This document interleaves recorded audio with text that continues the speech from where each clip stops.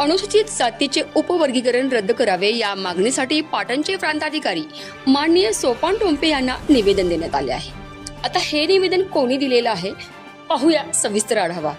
पाटण तालुक्यातील इनाम वर्ग 6 ब जमिनी महार वतन बेकायदेशीरपणे धन दांडग्यानी व शासनाने हडपलेल्या आहेत। या मूळ मालकांना परत कराव्यात। पाटण तालुक्यातील जनतेला संपूर्ण वीज बिल माफ करावे या मागण्यासंदर्भात प्रांत अधिकारी यांच्या समेत बैठक घेण्यात आली आणि या बैठकीमध्ये अनुसूचित जाती उपवर्गीकरण प्रक्रियेमध्ये संदर्भात होत असलेला कट्टर विरोध व लोकांच्या भावना आम्ही शासनाला कळवू असे आश्वासन दिले गेले आहे।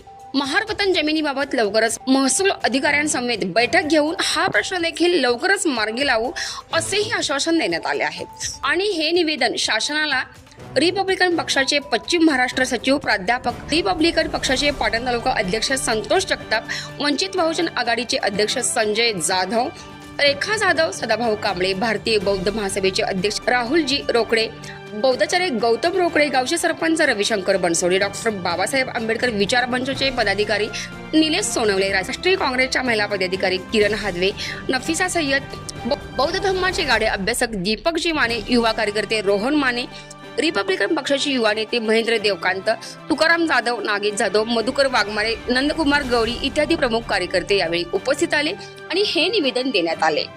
या निवेदनाचा शासन किती टक्के विचार करते आणि या मागण्यावर किती दिवसात किती वेळात अंमलबजावणी सुरू होते याकडे संपूर्ण सतर्क घेण्याचे प्रेक्षक यांचे लक्ष लागून राहिले। आता प्रतीक्षा सर्वांनाच पुढील अंमलबजावणीची आणि या संपूर्ण महत्त्वपूर्ण अपडेटसाठी मुख्य संपादक विराट कदमसह संतोषी जगदाळे, सतर्क इंडिया न्यूज, पाटण।